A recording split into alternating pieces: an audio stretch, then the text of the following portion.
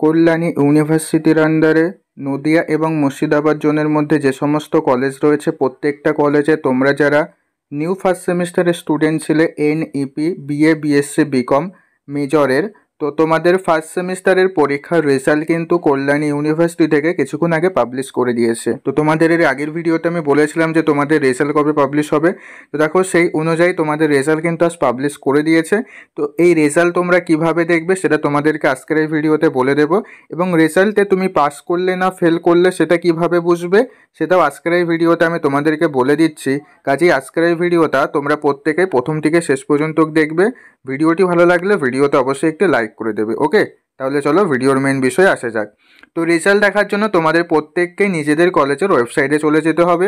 নিজেদের কলেজের ওয়েবসাইটে যেয়ে তোমাদের এই রেজাল্টের পিডিএফ ফাইলটাকে ডাউনলোড করতে হবে। ঠিক আছে, তুমি যেই কলেজে পড়ো সেই কলেজের ওয়েবসাইটে চলে যাবে। তো আমি রানাঘাট কলেজের ওয়েবসাইট থেকে রেজাল্ট ডাউনলোড করে দেখাচ্ছি রানাঘাট কলেজের স্টুডেন্টদের। ঠিক আছে, তো প্রথমে তোমরা প্রত্যেকে গুগলে এসে রানাঘাট কলেজ সার্চ করবে। সার্চ করলে দেখো এখানেই ওয়েবসাইটের নিচে একটা লেখা রয়েছে এক্সামিনেশন রেজাল্ট, এই লেখাটার উপর তোমরা প্রত্যেকেই ক্লিক করে দাও। এখানে ক্লিক করে দিলে তোমাদের সামনে দেখো রেজাল্টের ওয়েবসাইটটা খুলে গেছে। এখানে দেখো প্রথমেই দেওয়া আছে Yuji first semester NEP result, এই লেখাটার উপর তোমরা প্রত্যেকেই ক্লিক করে দেবে। এখানে ক্লিক করে দিলে তোমাদের সামনে পিডিএফ ফাইলটা ডাউনলোড হয়ে যাবে। তারপরে পিডিএফ ফাইলটাকে ওপেন করবে।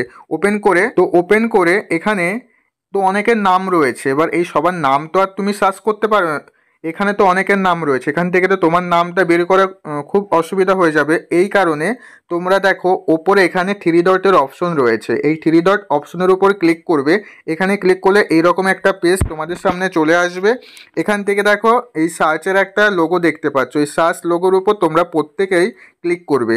এখানে ক্লিক করে দেখো উপরে সার্চের জায়গাটা দিয়ে দিয়েছে। এখানে তোমার যে রোল নাম্বারটা রয়েছে, অ্যাডমিট কার্ডে যে রোল নাম্বার ছিল সেই রোল নাম্বারটা এখানে লিখবে। রোল নাম্বার লিখলে তোমার রোল নাম্বারটা দেখিয়ে দেবে। এবার রোল নাম্বারের পাশে দেখো রেজাল্টের ঘর রয়েছে।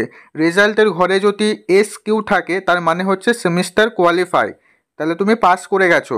এবার পাস করে কত SGPA স্কোর পেয়েছো সেটা পাশে দেখো লেখা আছে। দেখো প্রথমেই দেখো লেখা আছে SQ, পাশে দেখো লেখা আছে 7.95 SGPA স্কোর। তো SGPA স্কোর থেকে কিভাবে পার্সেন্টেজ বের করতে হয় তো সেটা নিয়ে আমাদের চ্যানেলে একটা ভিডিও রয়েছে, সেই ভিডিওর লিঙ্ক এই ভিডিওর ডিসক্রিপশন বক্সে দেওয়া আছে। তোমরা প্রত্যেকে সেই ভিডিওটা দেখে তোমাদের SGPA স্কোরটা বের করে নিতে পারবে। ওকে, এবার যাদের রেজাল্টের পাশে FS দেখাবে তার মানে হচ্ছে তুমি কোনো একটা সাবজেক্টে ফেল করেছো। কোন সাবজেক্টে ফেল করেছো সেই সাবজেক্টটা তোমার পাশে লেখা থাকবে। ওকে, যেই যেই সাবজেক্টে তুমি ফেল করবে সেই সাবজেক্টটা তোমার পাশে দেখিয়ে দেবে। তো এইভাবে তোমাদের কলেজে রেজাল্ট দেখতে হয়। আশা করছি তোমরা প্রত্যেকেই বুঝতে পারলে। তো যারা যেই কলেজে পড়ছো তোমরা প্রত্যেকে তোমাদের নিজেদের কলেজের ওয়েবসাইটে যে তোমাদের রেজাল্টের পিডিএফ ফাইলটা ডাউনলোড করে দেখে নাও তুমি পাস করলে না ফেল করলে।